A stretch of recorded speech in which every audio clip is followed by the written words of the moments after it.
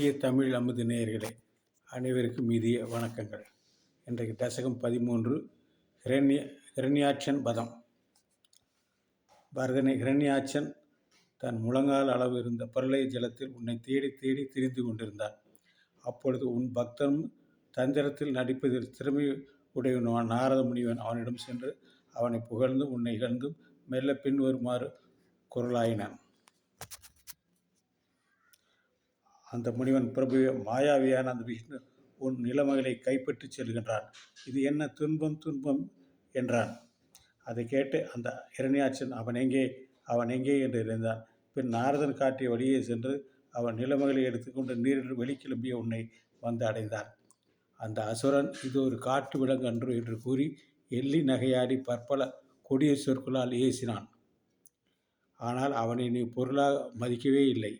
பகவானை, கோரப்புள்ளி நிலையில் நிலமகள் நடுங்குவதைக் கண்டு உன் யோக சக்தியால் அவளை கடலில் மூழ்காமல் நிலைக்கச் செய்தாய்.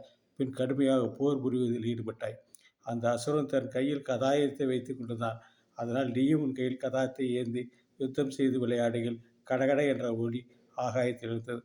அந்த ஒளியை கேட்டு உங்கள் போரை விரும்பிய தேவர்கள் ஒன்று கூடினார்கள். அப்பொழுது பிரம்மதேவர் மாலை பொழுதற்கு முன் இவனை கொல்ல வேண்டும் என்று உன்னிடம் வேண்டினார். கதாயுத போரில் உன் கதாயுதம் அந்த அசுரரின் கதாயத்தை தாக்குதலால் திடீரென நிலத்தில் விழுந்தது. எனவே அப்பொழுது புன்னகை பூத்த முகத்தோடு நீ அசுர குலத்தையே வேரோடு கையில் ஏந்தி விளங்கினாய். சுதர்சன சக்கரத்தை ஸ்மரித்து அதை கையில் ஏந்தினாய். பின் யமனுக்கு ஒப்ப சினம் கொண்ட அந்த அசுரன் சூலாயத்தை எறிந்தார். நீ உன் கையில் ஏந்தி இந்த சக்கராயத்தினால் அடித்து அந்த சூலாயத்தை முறித்தாய். அப்பொழுது அந்த அசுரனும் பெருஞ்சினம் கொண்டு கைமுட்டியால் உன்னை தாக்கினான். மேலும் மாயையை கடந்த உன்னிடத்திலேயே உலகங்களை வைக்கின்ற மாயைகளை பயன்படுத்தினான். பின் அசுரன் மாயக்கூட்டம் உன் சக்கராயத்தை இருந்த தீயின் சிறு பொறிகளால் அழிந்தது. அப்பொழுது அவன் கடுஞ்சினத்தால் மணக்கண் குருடாய் உன்னை கைமுட்டிகளால் தாக்கினான். நீயோ உன் காலின் நுனியால் காதின் அடிப்பகுதியில் சுண்டி அவனை கொன்றாய். நீ உன் கரத்தாமரையால் பேருள்ளுடைய அந்த அசுரனை அடித்து கொன்றாய். அந்த அசுரன் வாழ்ந்த ரத்தம் பெருக கீழே சாய்ந்தான். அசுரன் தன் கையினால் மரணம் அடைந்த பேற்ற ரிஷிகள் பாராட்டினார்கள். அப்பொழுது சிறந்த முனிவர்கள் கட்டுக்கடங்காத ஆனந்த பெருக்கினால் மனமகிழ்ந்தான். எங்கும் முழங்குகின்ற தோத்திரங்களால் யஜ்ஞராஜ மூர்த்தியான உன்னை துதித்தார்கள். உயர் புருஷனே, பரதனே, உன் தோளில் சந்தசும், அதாவது வேதமும், ரோமங்களில் தர்ப்பைகளின் கூட்டமும், கண்ணில் நெய்யும், கால்களில் நன்கு ரித்துவிக்கும், திருமுகத்தில் சிறுக்கு எனும் கோம பாத்திரம், திருவயிற்றில் இடாய் என்ற பாத்திரம், நாக்கில் கிரகம் என்னும் சோம பாத்திரங்களும், காதில் சமரசம் என்னும் பாண்டங்களும் உள்ளன. உன் வீரியமான சோமரசமாகும். உன் திருக்கழுத்தில் உபதேசங்கள் எனப்படும் இஷ்டிகள் இருக்கின்றன. மது என்ற அரசனின் பகைவனே, குருவாயூரின் தலைவனே, இவ்வாறு துதிக்கின்ற முனிவராய் நீ பெரிதும் மனமகிழ்ந்தாய். மற்றும் பேருடலோடு மாசு இல்லாத புகழோடும் உன் இருப்பிடமான வைகுண்டத்தை அடைந்து இன்பச் சுவையை நிகழ்ந்து கொண்டிருந்தாய். அத்தகைய நீயே என் நோய்கள் அனைத்தையும் போக்கி அருள வேண்டும் என்று அவர் பட்டத்திரி வேண்டுகிறார். அடுத்த தசகம் 14 கபிலர் அவதாரம். பிரம்மதேவனின் மகனான சுயம்பு மனு உன் திருவடிகள் இரண்டையுமே தியானித்து கொண்டும் உன் வரலாற்றையே துதித்து கொண்டும் இருந்தான்.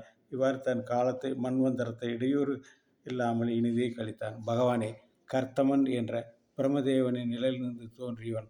அவன் பிரம்மதேவனின் சொற்படி படைப்பு தொழில் விருப்பம் கொண்டான். அதனால் இயற்கையாகவே அழகிய உன்னை 16,000 ஆண்டுகள் தியானித்து தவம் புரிந்தார். விபு, உன் திருமேனி கர்மேகம் போல் அழகானது. கமலக்கையில் விளையாட்டாக ஏந்திய தாமரையுடன் புன்சிரிப்பால் மலர்ந்த முகத்தோடு கர்த்தமனுக்கு காட்சியளித்தார். உன்னை துதித்து கொண்டிருந்த கர்த்தமன் அக்காட்சியை கண்டு மயிர்கூச்சம் அடைந்தார். நீ அவனுக்கு மனைவியாக சுயம்பனின் மகளையும் அவள் மூலம் அவனுக்கு 9 பெண்களையும் உன் அம்சமான கபிலன் என்ற மகனையும் இறுதியில் மோட்சத்தையும் வரங்களாக கொடுத்து மறைந்தாய். நாரத முனிவன் ஏவலால் அந்த மனுவிற்கு அறிவுரை கூறினான். அந்த மனுவும் தன் பட்டத்தரசியான சதரூபையோடும் பண்புடைய மகனான தேவகதியும் அவர்கள் வருகையை எதிர்நோக்கி கொண்டிருந்த கர்த்தமனை அடைந்தார்கள். அந்த கர்த்தமனும் மனுவால் கன்னிதானம் செய்யப்பட்ட தேவகுதி என்ற பெண்மணி மனைவியாக அடைந்தான். உன்னை வழிபடுவதிலே ஆழ்ந்திருந்த அவன் மனைவியின் உறுதியான தொண்டினால் கவரப்பட்டு அன்பினை செலுத்தினான். மேலும் அவன் உன்னை வழிபட்ட மகிமையால் தன் மனைவியின் விருப்பத்திற்கு இணங்க ஒரு தேவ விமானத்தை உண்டு பண்ணான். பல தேவஸ்திரீகள் தேவகுதிக்கு தோழிகளை வழங்க புதிய உடைகளை அவ்விமானத்தில் அறிந்து கொண்டு வானவெளியில் வந்தார். அவ்வாறு அந்த கர்த்தவன் 100 ஆண்டுகளை கழித்தான்.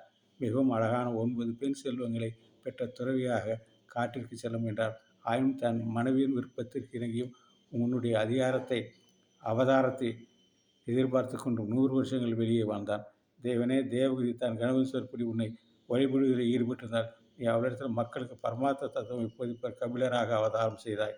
குருவாயூரின் தலைவனை, கபிலராக நீ அவதரித்த பின் மகிழ்ச்சியுற்ற கர்த்தமன் வடத்திற்கு சென்ற பின் மதத்தின் சாரங்கள் முழுவையும் உன் தாயான தேவகதிக்கு உபதேசித்த கபில ரூபியான குருவாயூரப்பா, நீயே என்னை நோயிலிருந்தும் கூட்டத்திலிருந்தும் விரைந்திருக்க வேண்டும்.